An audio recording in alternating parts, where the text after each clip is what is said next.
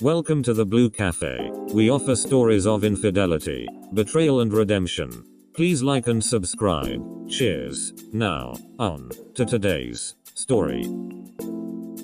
My wife has emotionally cheated on me in the past, and I believe still is. Advice. I'm reluctant to post this as it seems so inconsequential in comparison to some of the more physical forms of cheating here, but I don't really know where else to post it. To start out, my wife, F24, and I, M23, have been married for 4 years. We got married the summer after my freshman year of college. We were both very young and frankly, weren't ready for marriage emotionally. This plays a role in how our marriage has gone, I'm sure. She has never really been interested in the physical intimacy of our marriage, and I've always chalked it up to her abusive, not sexually, father and the negative associations that she now has with male figures, my own shortcomings and growing pains. However, as our marriage has progressed, it has gotten worse instead of better. For me, this is more than a I'm not being satisfied kind of issue, as physical touch is my main love language. It's got to the point where she seems so disinterested, inconvenienced when having sex, that it's nothing but emotional torture for me to even try anymore. Now that you've all heard what may just be me venting and not a relevant part of this discussion, I'll move on. Being married through college is tough too, but I also played basketball and was studying engineering. It was always a struggle for us to find time together, but it got much worse the last few months of my super senior 5th year when I was playing basketball and spending 50 hours a week on just my senior design project in addition to my other classes. I realize now that playing basketball was a mistake and that I should have prioritized time with my wife over that. During this time she began to become socially distant and spent a lot of time playing an online forum style game, talking to people on Discord, an online communicating app mostly for gamers. She spent more and more time talking to people and less energy on me, but there wasn't much I could do about it because of school and the time all of those things took. It got to the point where we were so used to not spending time together that even after my schooling was over we still do our separate things. This is a large part my fault as well. I sort of knee-jerk reacted to her seeming disinterested in me emotionally and the constant build-up of her being disinterested physically, and let it happen. I figured once I found a job and we finally got to start our lives that we could fix it no problem. Well, halfway through my senior year COVID hit and the job market died. So we spent the whole summer doing what we had been doing.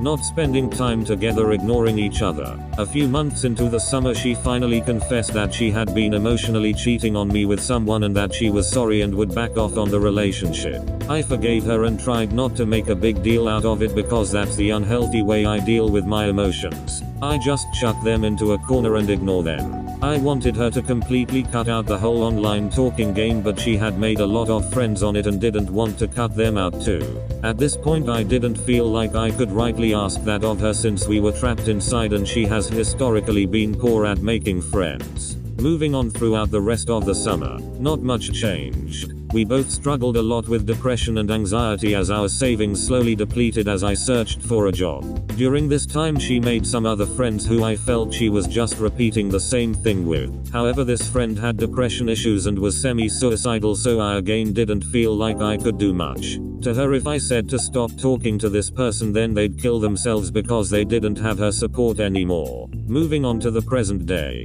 After so many of these incidents and so many of these people ultimately hurting her and me having to comfort her over someone she has emotionally cheated on me with, there is yet another one. This time I finally found a job and we moved 17+ HRS away from our family, which she hates, and we're in the northern part of the nation, which she hates due to the cold. She basically does the same thing she has been doing the past few months, and she's gotten to the point where she's neglected even taking care of the house, leaving me to both work full-time and take care of the house, cook, etc. She spends as much of her time as possible with this person and has even taken up learning another language for them. They speak 2 languages. I overheard her calling them her soulmate the other day. We've had several long discussions about all of this where she apologized and said she'd change things, aside from talking to this person, but ultimately nothing changed. I no longer feel I can be intimate with her due to the emotional pain it causes, and she more or less refuses to spend time with me. I try to go shopping with her, hikes, etc, but she never wants to. I feel like she'd be happier without me, but she doesn't have a job or a degree and couldn't really support herself.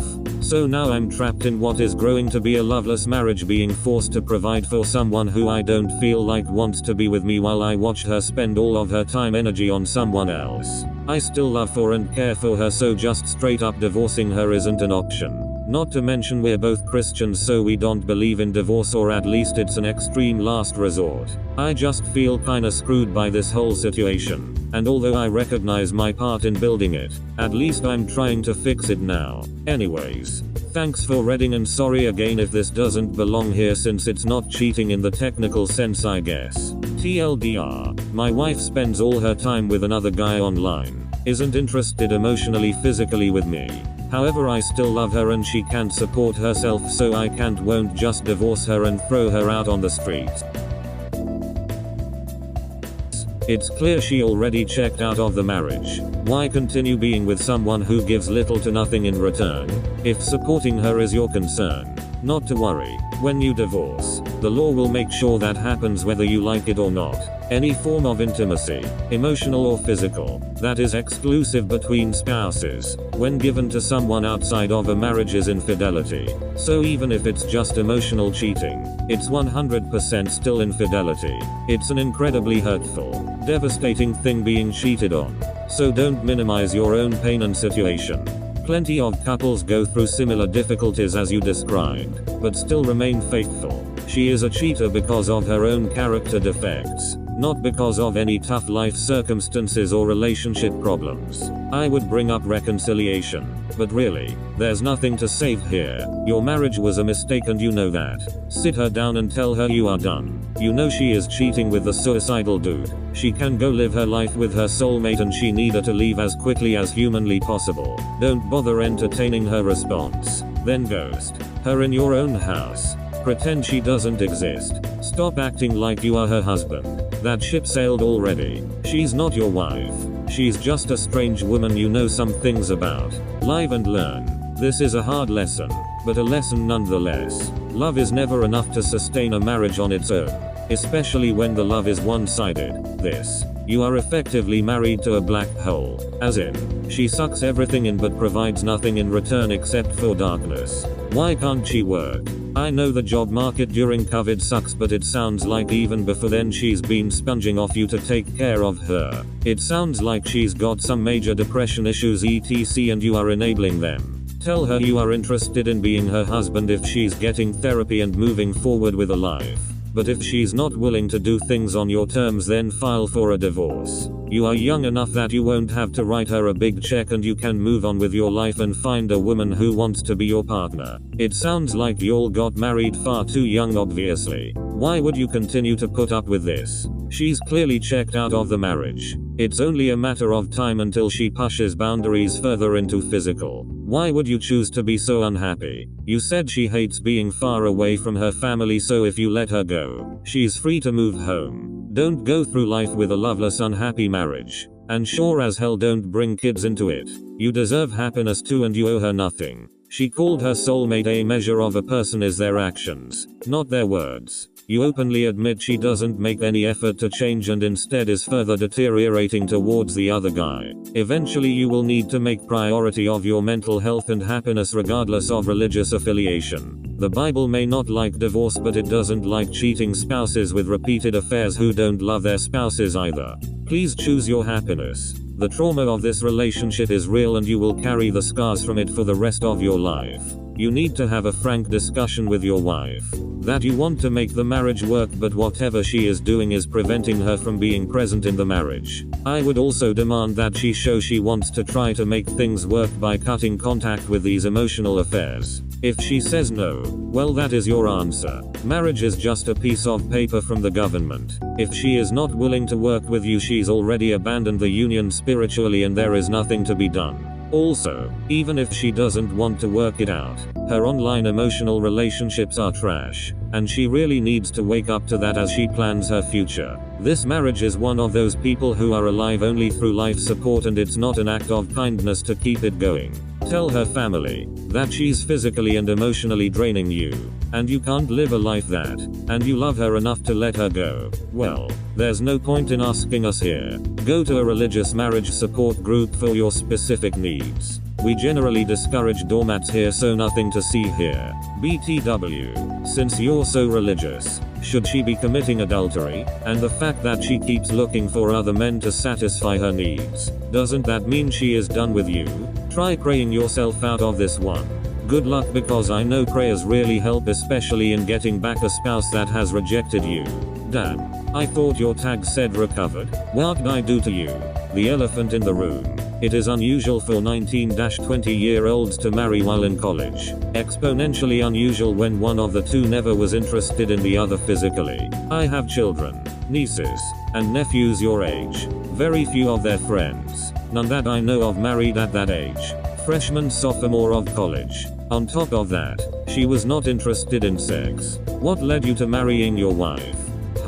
I suppose a fair amount of infatuation was involved. The sex thing kind of blindsided me. When we were dating, we had a hard time keeping our hands off each other, but when we got married it kind of flipped a switch. She claims she does want to have sex, just has some sort of deep-rooted confidence male figure issues that stop her from actually following through.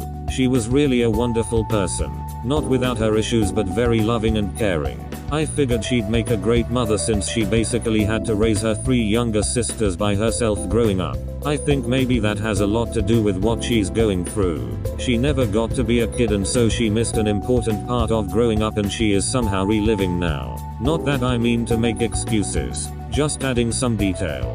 But yes, we were too immature to get married when we did. Hindsight is 20/20, I suppose. How did you make ends meet if you were both still in school? You play basketball. I'm well aware college sports is more than a full-time job alone. And engineering, not exactly an easy major. You were not the immature type. You do know that. She seems immature, yet raised 3 younger sisters. You mention an abusive father who caused her to have authority issues with men, and never had a childhood syndrome. I would be more convinced if that was brought up in therapy. From her, it just sounds like an excuse. If divorce is not on the table, you don't have enough leverage to turn this around. I think you may be right about some things, meaning it is possible, but not likely. I don't know where you get the throw her out on the streets idea from. Do you think a divorce will result in her not getting any alimony? Even if that was the case, you could divorce her and still help her get on her feet. You have been living in a dysfunctional marriage from practically day one.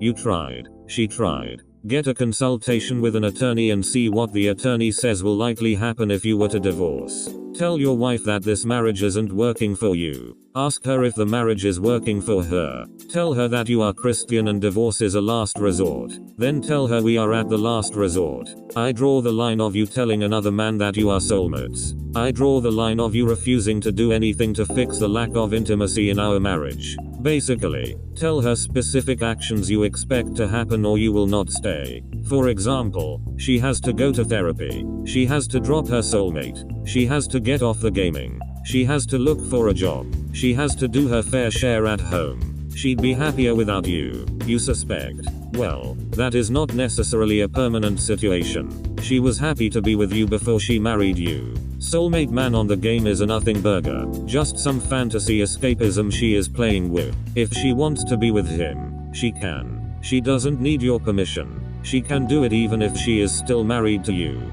She is not showing any indications that she wants to do that, which I imagine would involve her getting a job and leaving your home.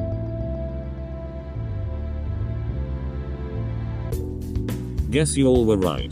Update. Let's try this again. I had originally posted about my wife's emotional affair and how she came clean about it, blah blah. I am an idiot for not dumping her then, blah blah. I don't want to divorce her, blah blah. You can go read what I thumbed together somewhere, I am sure. In any case, there were a lot of what I felt were really negative comments about me and about her, and I didn't respond to them very well. Well, congratulations. Y'all were right. I was wrong. Because she's been cheating more with someone else. For like the past 6 months. This time it's worse. She's constantly told me she's just insecure and uncomfortable with sex and that's why we never have it. Well, apparently she doesn't feel that way about other people, and while she can't physically do it with them due to distance, nudes, sexting, and touching herself are just fine. She has actually refused to ever send me anything even remotely sexual, but some random guy on the internet sure is free game. And of course add all the other stereotypical cheater stuff up. The guy some douchey scumbag who doesn't give a rat's ass about her in reality and yet they love each other so much. While Lil Olamy is just over here giving her everything I have. Constantly spending money on things she likes needs. Giving her a safe place to deal with her mental health issues. Working full time while she does nothing to contribute to our family. Taking her on trips to explore the great Idaho outdoors to help her depression. Man, this sucks. I've never been so helpless and crushed before. And it's not so simple as a gfo because she owns literally nothing. The vehicles are mine. The apartment is mine. The majority of the money is mine and what's hers wouldn't pay for a moving truck back to Missouri where we're from. So here I'll be, giving her a month to figure her shit out and gfo of my life while I shovel her money so she doesn't end up on the streets or dead. I know that's probably going to be a point of contention here, but despite what she's done, I made a promise to care for her and love her. Unfortunately that promise was unconditional and although it won't apply after she's on her own, I can't in good conscience throw someone out on the streets with nothing. Anyways, life sucks. People suck. At least I can be alone now. And at least there will eventually be an end to this pain and betrayal. But for now, screw me, it hurts.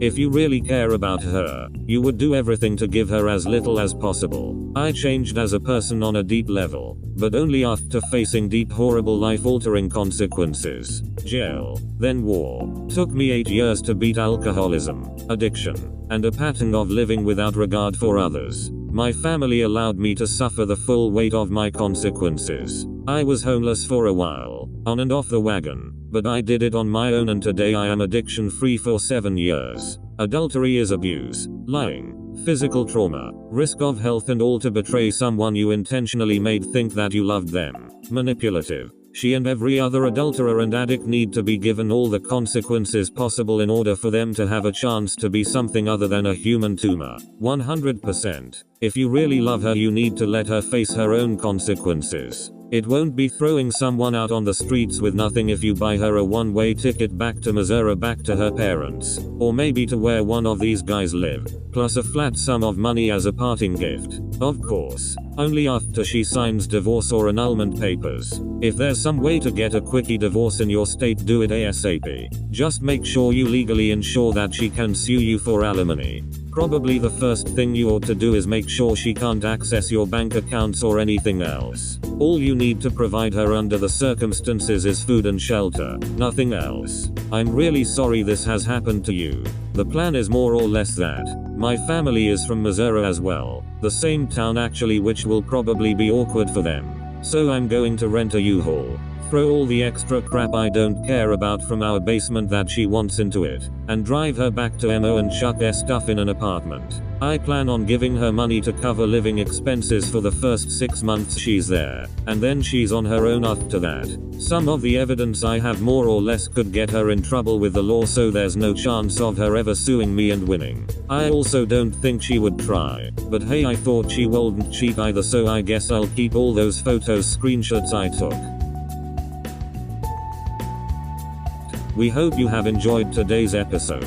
Please like and subscribe. Cheers. Have a wonderful day or night, wherever you are.